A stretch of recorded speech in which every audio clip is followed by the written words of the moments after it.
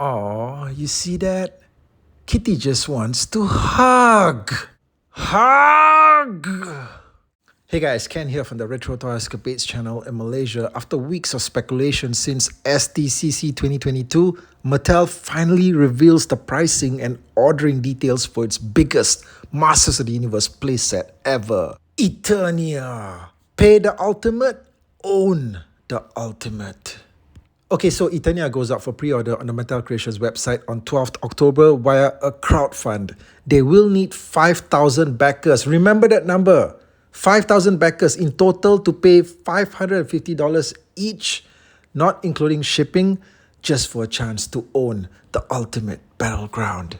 Now, I like how the announcement is timed in for He-Man's 40th birthday celebration, but at the same time, while you're leaping in joy at the franchise's survival power and relevance today, you are also made to perhaps drown in sorrow, okay, at the price tag of new things like this Eternia playset that you've been wanting to own since 40 years ago. But more on this later in the video, yeah? The measurements for Eternia are astounding, with the central tower coming in at 3 feet in height, and the entire battleground, once you fully assemble it, will take up about 4 feet in width. So you know what, guys? This thing is supposed to only be ready for release sometime in about 2024.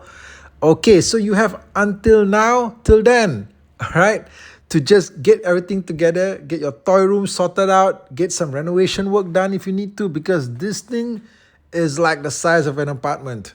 All orders that are placed within the first week from the 12th to the 19th of October will receive this special edition King Grayskull figure.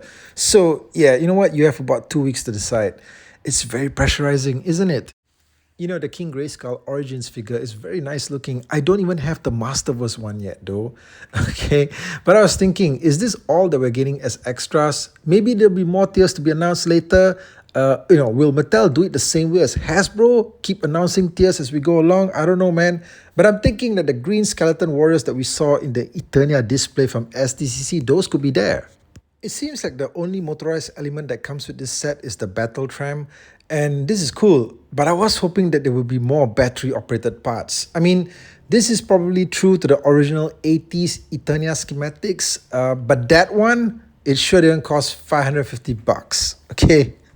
Now, I didn't see an announcement for any other electronic parts like lights or sounds or anything like that. Nothing was stated in the official write-up.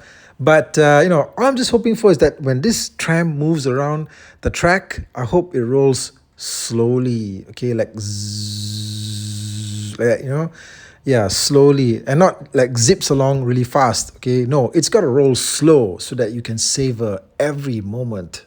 Now, true to the vintage original, the set also includes 2 additional transport systems. The first one is this purple box-like thing that's called a sky cage. I believe this thing is used to transport stuff, across the tracks, or maybe even criminals. I don't know. Could you fit like an Origin-size figure inside there? Maybe you could. And it also includes an attachment here for you to put the figures onto the track and just have them zip along like this, like Sky Commanders. Now, this looks pretty awesome, frankly. If ever there was an area where I would have wanted more electronics to be present, it would be at the central tower here, especially where the lion head is. Actually, I'm not really sure. Is there any additional electronic parts? Like I said, the write-up didn't mention anything, but this thing is supposed to have like these giant claws that are supposed to be able to grab onto intruders. I guess you would operate them manually, but it would have been cool if it was something electronic that just made sounds, right, as it grabbed its victims. The central tower also has something called a working elevator. I like how they use the word working elevator, but the truth is actually you work it manually, right? It's not something like you press a button and a thing goes up like zzz. That would have been awesome, okay? But yeah, it's like the elevator that's in Castle Grayskull, I suppose. It also comes with a moat that's like built around the tower, I suppose, and it says here that it comes with sculpted details. It looks kind of like more like they just, drowned everything that was in there with blue ink, okay, except for this brownish orange like stingray, I suppose, manta ray. Right? Inside the tower as well, there's something like a hot dummy. That's what it's called. The hot dummy looks interesting and silly at the same time, I guess. Behind it is what appears to be a weapons rack. That's awesome if the set comes with all new weapons for you to use with your action figures. Okay, at the very top of the tower, you get this double-barreled cannon and a slot there for you to place an action figure in a seated position, just like the way you see King Grayskull here. Now, this thing shoots 2 firing projectiles, which is great, but I was looking around at the entire thing, the whole setup here, and apparently this is the only place where you get something that actually shoots out something, okay? And for a playset this massive, you kind of wish that there were like more firing missiles, okay, more stuff that you could just fire away at the enemy. You know what I mean? It's like a $550 set, okay? Couldn't they have just activated like more spring-loaded stuff into this thing? Looking at the towers that surround the central tower, first up we've got the Snake Mountain Tower, or is it the Viper Tower? But anyway, this thing's got this giant snake head rising out of it. It looks visually great. The first thing that you wonder is, what does it actually do? And apparently this thing is supposed to be something that you just operate manually. You move it around through, I guess, like a knob or something that's at the bottom, or a dial or something like that, and you just move the head around from side to side to strike anything that's coming into its field of vision, like a flying craft or anything like that. It's basically the same thing that the snake head on Snake Mountain does, okay, on the Snake Mountain playset. So even though we don't have Snake Mountain yet, essentially you're kind of like getting a part of its function served to us first, okay, with this playset. Or maybe, you know, by the time Eternia actually makes its debut, like, 2 years from now, maybe we'll actually have a Snake Mountain playset in hand already. I mean, the Snake Man wave is coming, right? Snake Man, Snake Mountain. And then on the other side, you've got Grayskull Tower, which, pretty much just looks like a wall section from Castle Grayskull. This thing has a trap door and a gate in front that opens up and down. Yeah. Oh, boring. Okay, so anyway. Okay, look, no doubt the bombastic pricing of this set comes as a huge disappointment to a lot of fans out there. And I mean, definitely I was a bit taken aback too. I think a lot of people were saying that this thing was supposed to cost something like about $350. It would have seemed fair. The Castle Grayskull set that came out last year was about 100 USD.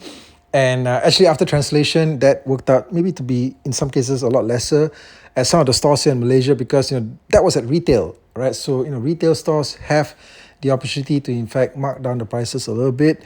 This one, however, is not going to be for retail, and I suppose that something like this would not have worked at retail anyway, because a lot of people don't really have that much visibility on Eternia other than the die-hard fans.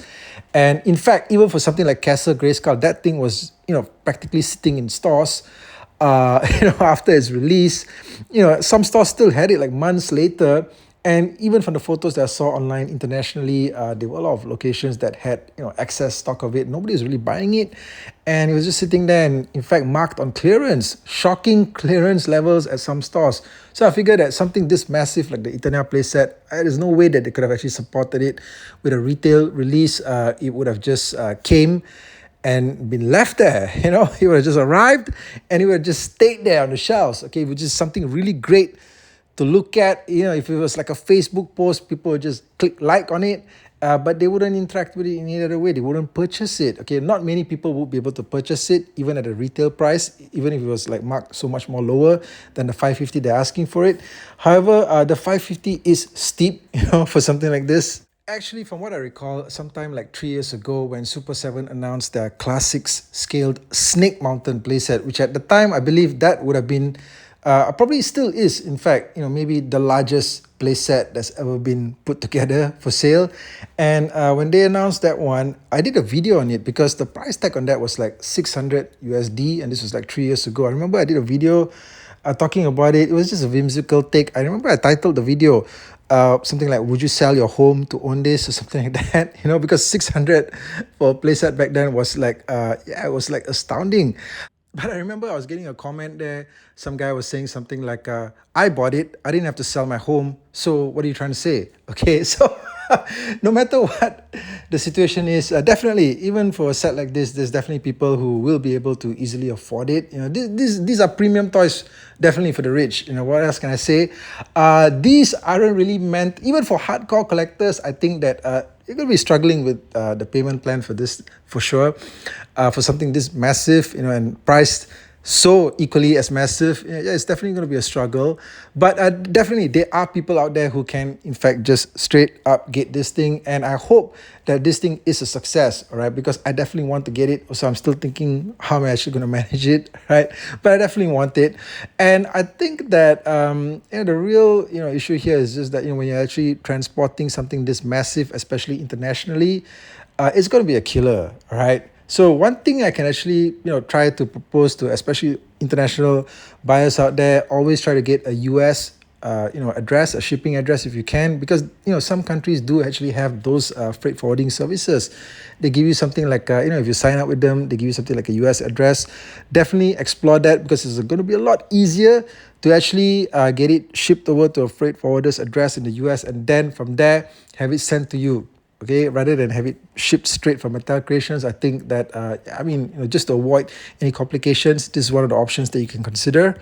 Anyway, guys, let me know your thoughts on MOTU Origins Eternia, the ultimate battleground. Hit me up in the comments, and I'll catch you guys again real soon with more content right here. Take care.